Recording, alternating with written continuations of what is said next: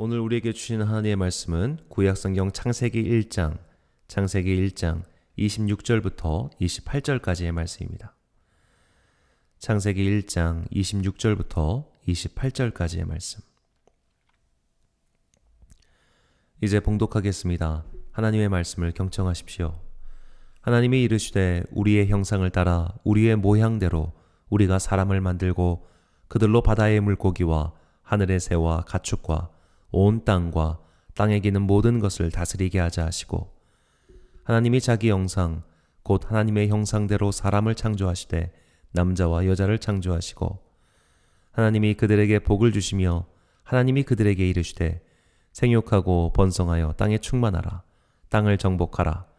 바다의 물고기와 하늘의 새와 땅에 움직이는 모든 생물을 다스리라 하시니라. 아멘. 평화의 위임통치란 제목으로 하나님의 말씀 선포하겠습니다. 고대 이집트의 피라미드 공사에 관한 문헌을 살펴보면 그 당시 노동자들에게도 휴가를 줬던 기록이 나옵니다. 고대 사회에도 오늘날에 비할 수는 없으나 휴식이라는 개념이 있었습니다. 오늘날처럼 주 5일 근무, 주 6일 근무, 후에 이틀 또는 하루 동안의 넉넉한 휴식을 아니었지만 분명히 쉬는 날들이 있었습니다. 이날이 곧 축제의 날이었습니다. 고대 중국이든 어떤 나라든 제사와 함께 축제가 벌어졌습니다. 이런 축제의 날이 곧 휴식일이었습니다. 축제와 함께 쉬는 날이 있었기 때문에 사회가 굴러갈 수 있었습니다. 고대로부터 지금까지 지배자들은 피지배자를 일방적으로 수탈하기만 해서는 통치가 이루어지지 않는다는 걸 알고 있었습니다. 인간은 숨쉴 구멍이 있어야 삽니다. 숨쉴 구멍도 없이 사람을 부리면 결국 탈이 나기 마련입니다. 인간은 기계가 아니니까요. 오히려 효율을 생각한다면 적절한 쉼이 있어야 생산량을 증대시킬 수 있습니다. 지배자들은 인권의 차원보다는 효율성의 측면에서 쉴 수 있는 시간을 부여해 줬습니다. 축제는 특정 신을 기리기 위한 날일 뿐만 아니라 백성의 불만을 누그러뜨리는 역할을 했습니다. 축제를 통해 사회의 불만을 해소시켜줘야 세상이 원활히 돌아갑니다. 이것은 비단 사람에게만 해당되는 일이 아닙니다. 말도 쉬지 않고 달리면 탈진해서 죽습니다. 그래서 몽고 제국이나 고려 때는 역참을 두어서 말을 교대해서 달리게 했습니다. 땅도 마찬가지입니다. 특히 인삼 농사를 지으신 분들은 아실 겁니다. 땅이 지력을 회복할 시간, 즉 휴지기를 주지 않으면 좋은 물건이 나오지 않습니다. 땅을 쉬게 해주는 것은 더 나은 생산을 얻기 위해서입니다. 이것이 현명한 다스림입니다. 옛날에 배운 교과서에서 나온 내용입니다. 서구 열강이 지구의 자원을 수탈하고 무분별한 환경 파괴를 일삼았는데 이 책임이 기독교에 있다는 내용이었습니다. 그 책임의 근거로 제시된 성경 구절이 바로 오늘 본문입니다. 서양인들은 본문 말씀은 근거로 지구를 수탈하였다는 겁니다. 이것은 틀린 해석입니다. 결과를 해석하기 위해 원인을 갖다 붙인 겁니다. 왜냐하면 서구인들은 성경을 잘 읽지 않았기 때문입니다. 정확히는 읽을 수 없는 환경에서 계속 있었습니다. 성경은 매우 비쌌습니다. 그리고 중세시대는 모두 라틴어로 쓰여져 있기 때문에 라틴어를 읽을 수 없는 사람이 거의 대부분이었습니다. 몇몇 귀족들과 학자층을 제외하고는 라틴어 성경을 읽을 수 있는 사람이 없었습니다. 종교개혁 이후 많은 종교전쟁이 있었고 베스트팔렌 조약 이후에 종교 선택의 자유권이 주어졌습니다. 그때부터 사람들은 가톨릭도 개신교도 아닌 제3의 선택지, 즉 아무것도 믿지 않는 선택지를 많이 택했습니다. 중세시대가 끝나면서 유럽에서 기독교 세계관은 점점 자취를 감추었습니다. 그런데도 오늘 창세기 9절을 근거로 무분별한 자원 수탈을 일삼았다는 것은 기독교에 대한 근거 없는 비방에 불과합니다. 쉼이 없이 다스리면 반드시 탈이 납니다. 오늘날 지구 환경이 이토록 처참한 지경에 처한 것은 우리가 쉼 없이 지구 환경을 수탈했기 때문입니다. 무진장한 것들이 나올 것처럼 뽑아다 썼기 때문에 쉴 수 없이 지구 자원은 지금까지 일하고 있습니다. 오늘 본문에서 하나님께서는 인류에게 명령을 내리셨습니다. 온 창조 세계를 다스리라고 하신 겁니다. 오늘 본문에서 다스리다라고 번역한 히브리어는 라다인데 구약 성경에서 모두 24번 나옵니다. 이 단어가 가장 많이 나오는 장은 레위기 25장입니다. 25장은 종의 율법인데 읽어드리겠습니다. 너는 그를 엄하게 부리지 말고 내 하나님을 경외하라. 너희는 그들을 너희 후손에게 기업으로 주어 소유가 되게 할 것이라.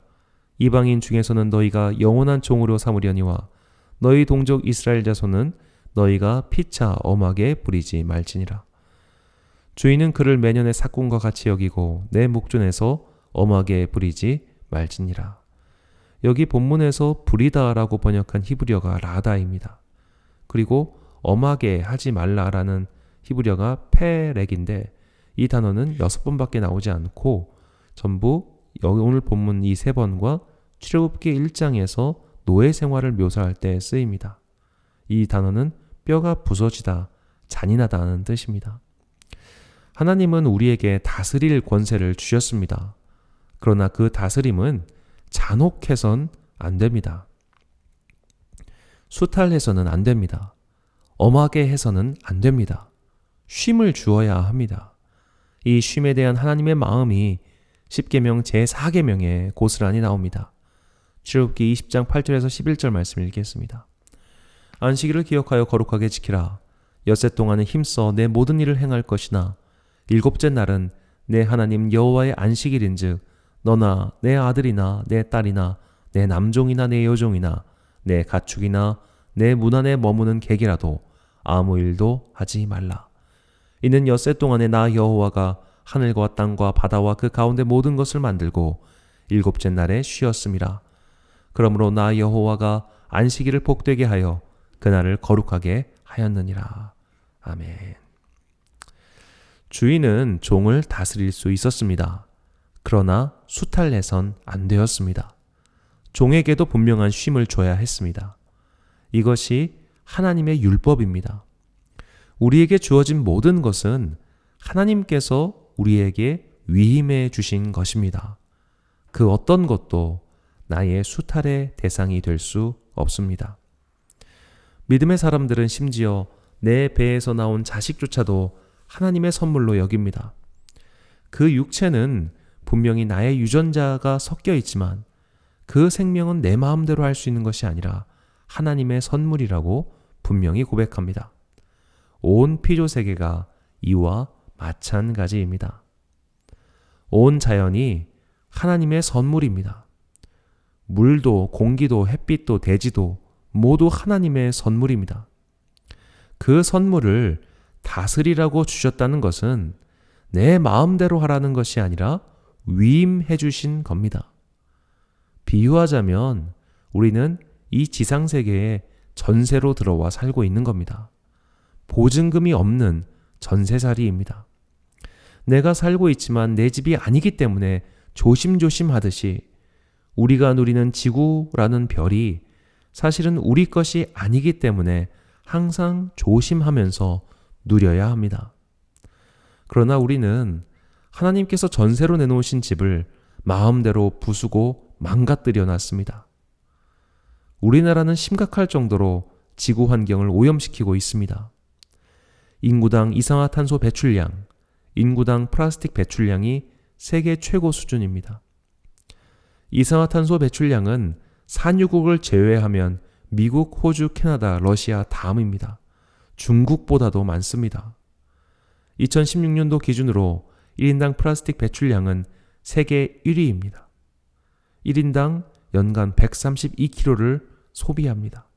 미국보다도 훨씬 많습니다. 더구나 올해는 코로나 때문에 일회용품의 소비가 엄청나게 늘었습니다. 방역을 이유로 개인용 컵과를 전혀 사용하지 못하고 있습니다. 전셋집에 살면서 못질은 할 수 있습니다. 장판이 뜯어지는 일도 있을 겁니다.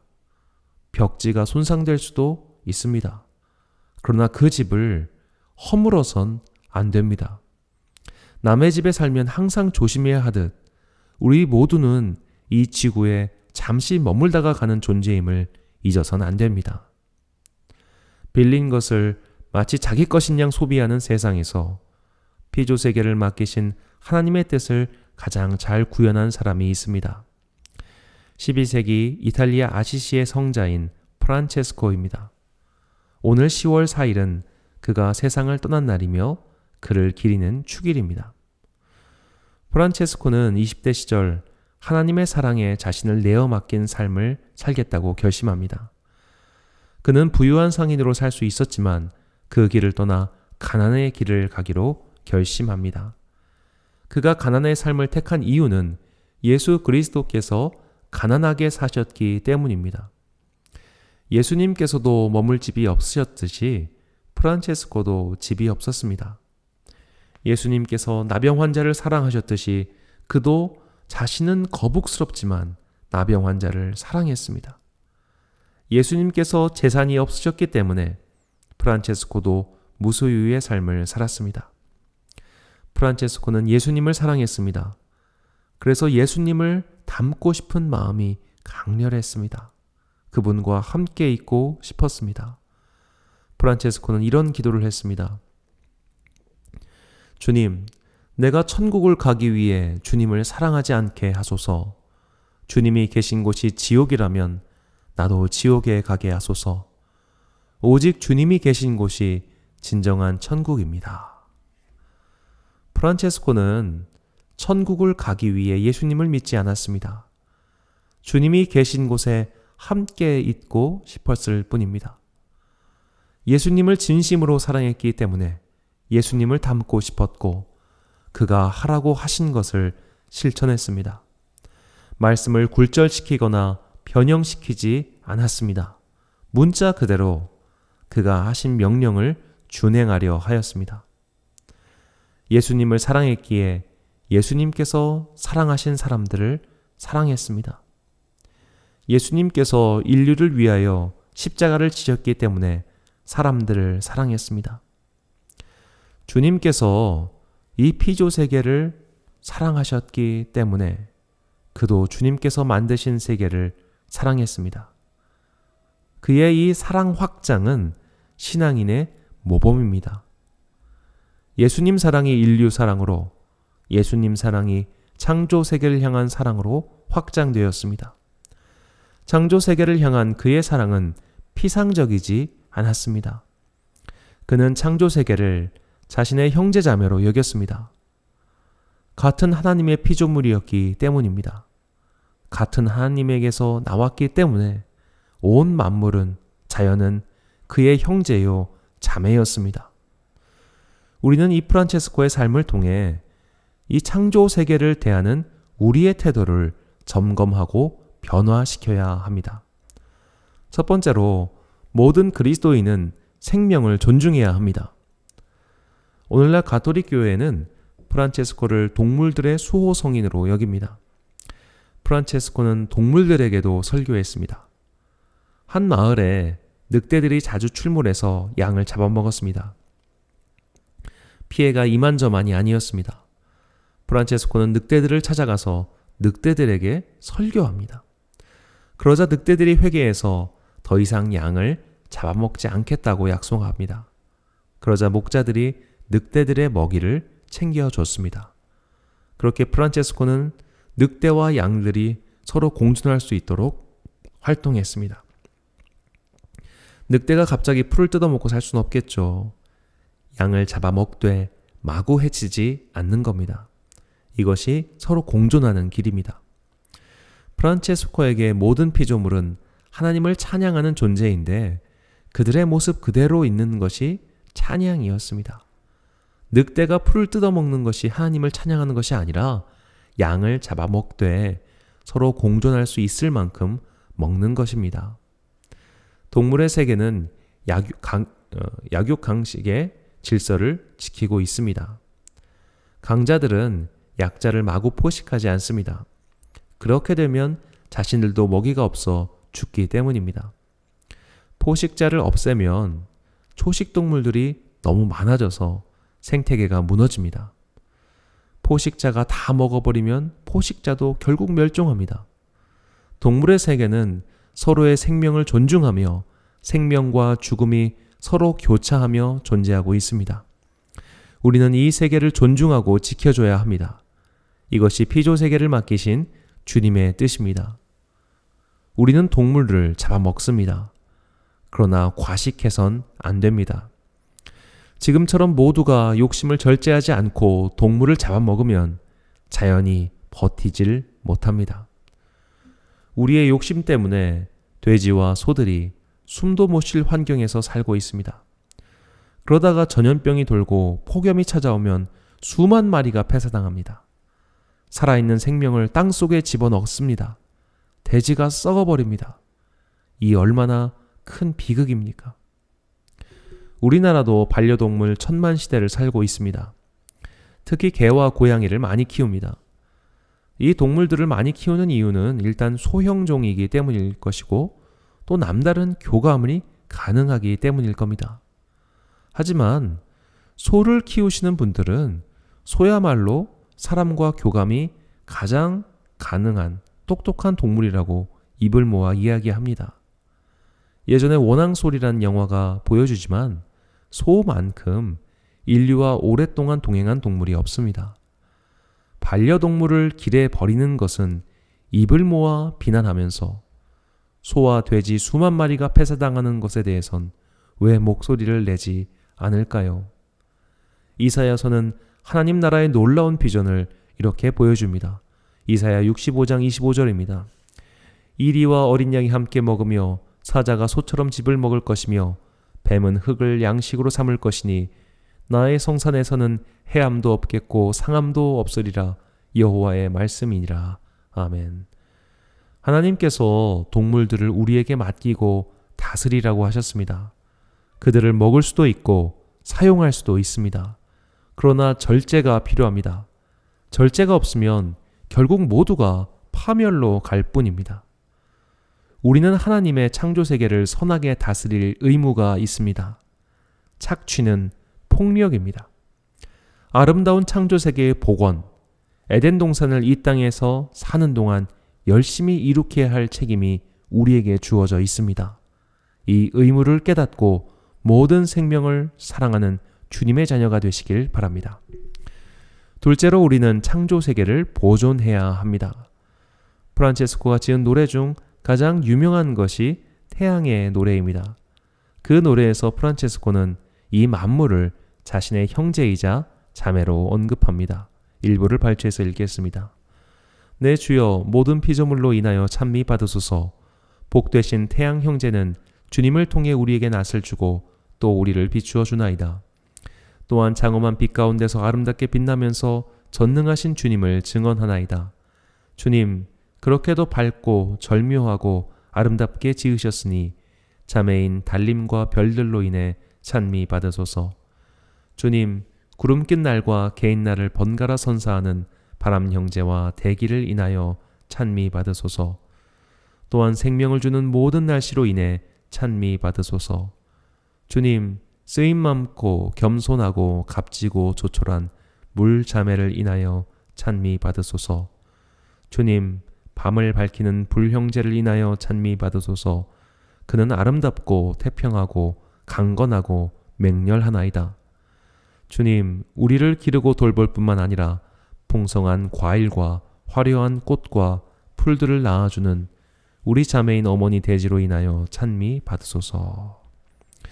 자, 그에게는 태양도 바람도 물도 불도 형제요 자매였습니다. 이런 경지에 모두가 도달하지 못할지라도 적어도 이 지구가 나만 사용하고 누리다가 가면 그만이다 라는 생각은 완전히 버려야 합니다. 앞서 말씀드렸다시피 우리는 안타깝게도 지구 환경을 잘 생각하지 않습니다. 이웃 나라를 욕할 생각만 있지 정작 나의 생활에서 누릴 것을 줄이고 아끼고 보존하려는 생각이 너무나 부족합니다. 하나님께서 피조 세계를 맡기셨음을 깨달은 그리스도인은 환경의 보존을 위해서 최선을 다해야 합니다. 일회용품 사용을 줄이십시오. 최대한 쓰레기 배출을 줄이셔야 합니다. 과도한 전기 사용을 절제해야 합니다. 그것이 이 지구에 전세 내어 살고 있는 우리의 도리이며 상식입니다. 특별히 우리 생활과 밀접한 환경 보호 방법 중 하나가 이메일 정리입니다. 이메일을 보관하기 위해선 서버라는 것이 필요합니다. 거대한 하드디스크라고 생각하시면 됩니다. 이 하드에서 발생하는 열이 엄청납니다. 그래서 거대한 냉각기가 필요한데 이 냉각기를 돌리기 위해 또 어마어마한 전기가 필요합니다. 한 조사에 따르면 전 세계 인구 중 이메일을 사용한 인구가 23억인데 23억 명이 이메일 50개를 삭제하면 862만 5천 기가바이트가 절약됩니다. 에너지로 치면 2조 7,600만 킬로와트의 절약 효과를 낸다고 합니다. 우리나라 원자력 발전 전체 전기량의 약 13배입니다. 내 메일함에 쌓인 메일만 정리해도 지구 환경 보존에 이익할 수 있습니다. 개인 컵을 생활화하고 장바구니를 들고 다니는 것, 내가 조금 귀찮더라도 그 불편을 감수하는 것으로도 우리는 피조 세계를 지키고 다스리라는 주님의 명령에 순종하는 것입니다. 꼭 기억하십시오. 기독교인은 상식적이며 모범적인 시민입니다. 갈라디아서 5장 22절에서 23절입니다. 그러나 성령의 열매는 사랑과 기쁨과 화평과 인내와 친절과 선함과 신실과 온유와 절제니 이 같은 것을 금지할 법이 없느니라. 여기서 금지할 법이 없다라고 할 때 법이라고 번역한 헬라어는 노모스입니다. 노모스는 통상적인 법률, 즉 상식을 가리킵니다. 그리스도인은 성령의 열매를 맺어야 합니다. 성령의 열매가 광기로 맺는 경우는 없습니다. 누가 봐도 아름다우며 누가 봐도 이해할 수 있는 것이 성령의 열매입니다. 이 성령의 9가지 열매 중 마지막이 절제라는 것을 꼭 기억하시기 바랍니다. 그리스도인은 맡겨진 피조 세계를 착취하지 않습니다. 내가 다 쓰고 찌꺼기만 남기지 않습니다. 빌린 집을 다 때려 부수는 자는 손해배상 청구를 당하게 되어 있습니다. 성령의 열매를 맺는 그리스도인답게 우리의 생활을 절제합시다. 소비를 절제하고 불편함을 일부 감수합시다. 빌려서 살고 있는 지구 땅과 창조 세계를 보존하고 후대에 물려주십시다. 이것이 오늘 모든 그리스도인이 앞장서야 할 사명 중 하나입니다. 세 번째로 그리스도인은 사람을 사랑해야 합니다. 반려동물을 키우는 분 중에 사람 꼴을 못 보는 이들을 종종 봅니다. 자기에게는 소중하지만 다른 사람은 소중하게 생각하지 않습니다. 버려진 동물을 보면 가슴 아파하고 눈물 흘려도 버림받은 전쟁 고아와 난민에 대해서는 관심을 갖지 않습니다. 꼭 기억하시기 바랍니다. 동물을 사랑한다고 하면서 인간의 생명과 인권에 관심이 없는 이는 결국 동물도 자기 상황이 안 되면 버릴 자들입니다. 생명과 생명사랑이 없는 사람이기 때문입니다. 왜 해마다 십수만 마리의 반려동물이 버려지겠습니까? 사람을 존중하지 않는 이들은 결국 동물도 소중하게 생각하지 않습니다. 오히려 진정으로 사람을 존중하고 귀히 여기는 이들이 동물의 생명도 귀히 여길 수 있는 법입니다. 지구 환경을 위해서 활발히 활동하는 분들 가운데서도 사람 꼴을 못 보는 이들이 있습니다. 환경을 오염시키는 나라와 주요 인물들을 비판하고 심지어 증오합니다. 이런 이들은 정말 지구 환경을 생각해서 그렇게 하는 것이 아닐 겁니다. 자신의 의로움에 취해서 다른 이들을 깔아보는 교만에 빠진 자들입니다.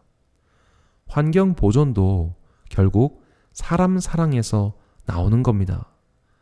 아직 만나지 않은 후대의 인간들을 사랑하기에 오늘 지구라는 집을 아껴서 물려주려는 겁니다. 프란체스코는 예수님을 사랑했습니다. 그래서 인간을 사랑했습니다. 그는 예수님을 사랑했습니다. 그래서 피조 세계와 동물들을 사랑했습니다. 이것이 반대가 되면 안 됩니다. 동물은 사랑하지만 인간은 사랑하지 않는 사람, 환경을 지키고 보존해야 한다면서 사람에게 무례하게 하는 이들은 순서가 잘못된 것입니다.